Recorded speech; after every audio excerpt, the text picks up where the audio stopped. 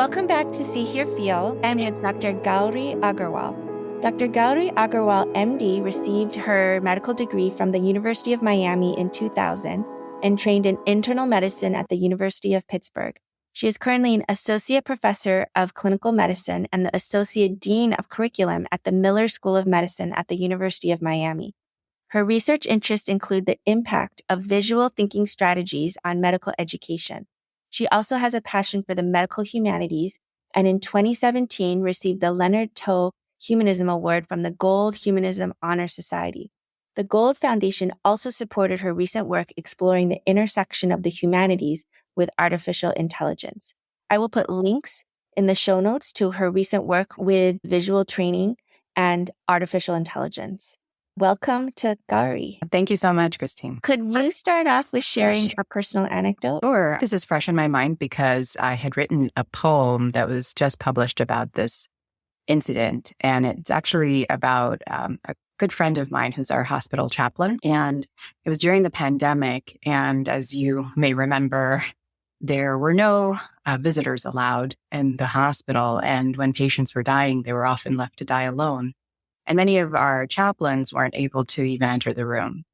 But our chaplain, who's a good friend, he would gown up, put the mask on, cover his phone with the protective case, take it in, and do the last rites. He's a Catholic priest, and he would do the last rites for his patients and then Zoom in the family. And they would sing hymns together at that moment of death and be there with the family and with the patient until that moment had passed. And it was just so incredibly touching to me that he would do that he would go into that room, first of all, at great personal risk when he didn't have to, and it wasn't part of his job necessarily, but also to make sure that that patient didn't die alone and that he was also able to bring in the family via technology. That whole intersection of humanity and technology and everything else really struck me. And so I had written this poem about it. And I think it's relevant to our conversation today because as I've been thinking a lot about how AI is going to intersect into our future and what it means to be human, I was thinking about how AI doesn't really have a soul. It doesn't have a spirit. And one of the beautiful, wonderful things we do with families is be with them at those moments of death. And we have sometimes a spiritual connection. And sometimes they even ask us to pray. And we may or may not feel comfortable doing that, but at least we can be present for that moment. But we have a soul and a spirit, which machines do not.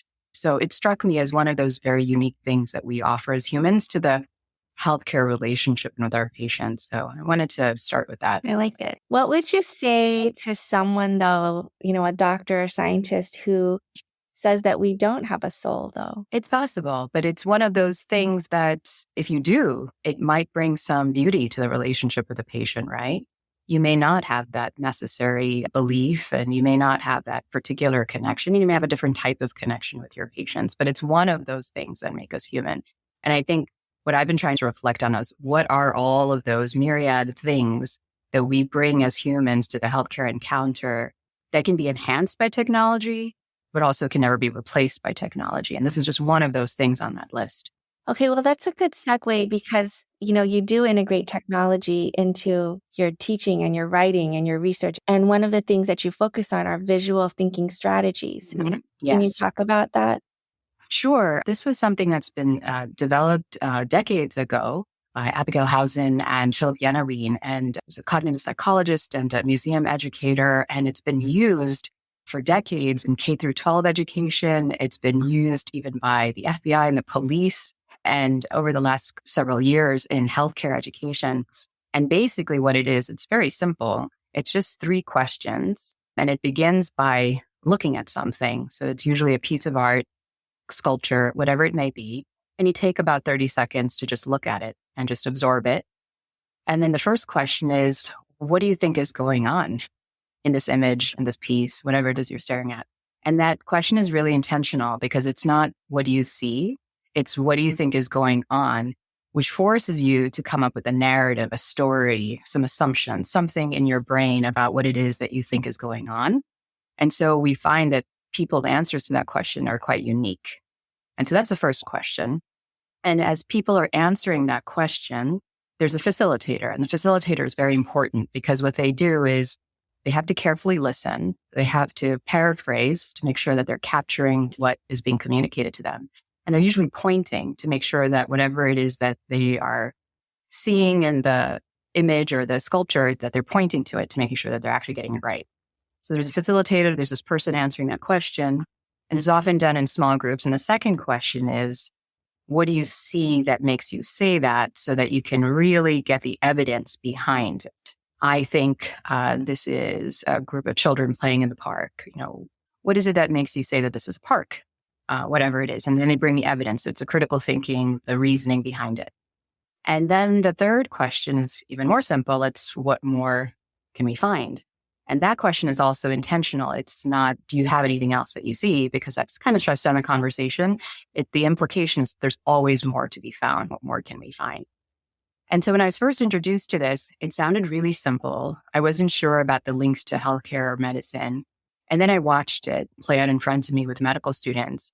And it was just incredibly touching, inspiring, energizing, because what I was watching were these very clear links to medicine. Because when you're sitting down with a patient and you're looking at them, all of us make very snap judgments, right?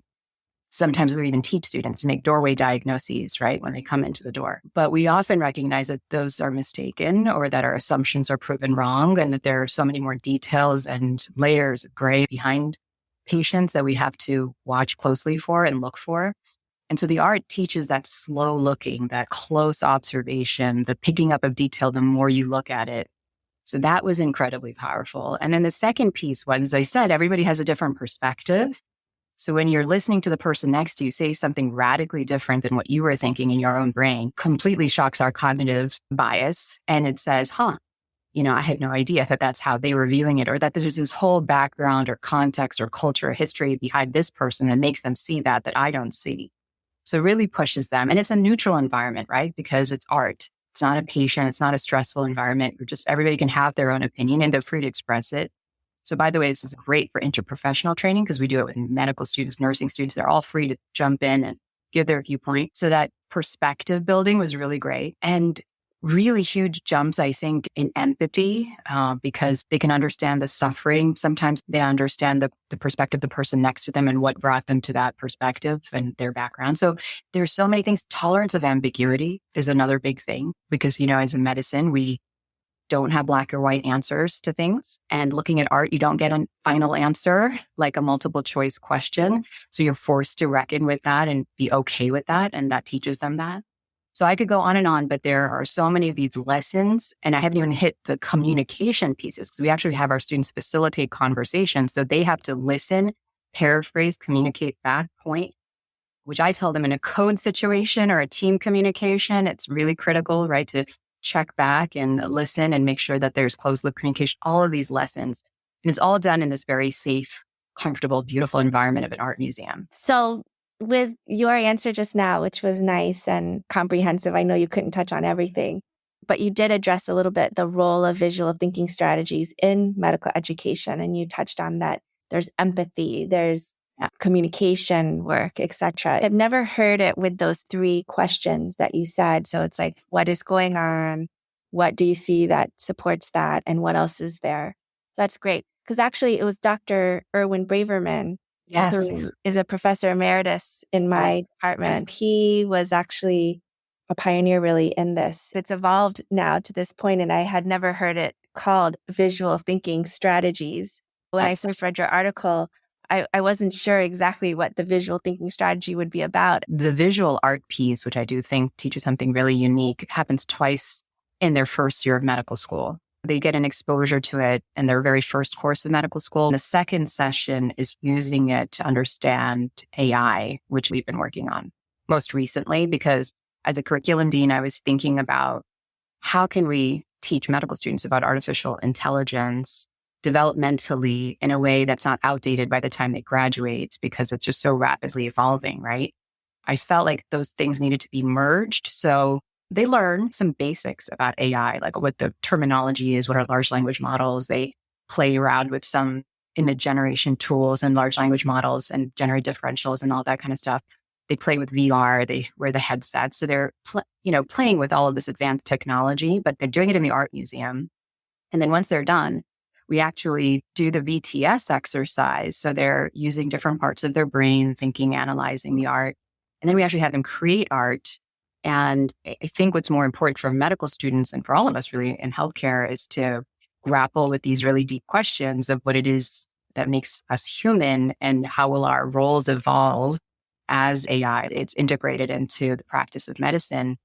And so to me, that's the realm of the humanities, is that reflection, right? It's just incredible the types of things they come up with, what we talked about in the beginning, right? Being there at the bedside at the moment of death, communicating bad news, the physical warmth of touch that we often do in the course of the physical exam, or in comforting. So many examples of things that they felt really only humans, that's sort of their reflection on where we are right now. That's really cool. I love that last question. Like, what does it mean to be human? To be honest, for a large part of my career, I did. Obviously, I know I'm human, but I think maybe the expectation was not to be human, even though I didn't really have that consciously in my mind.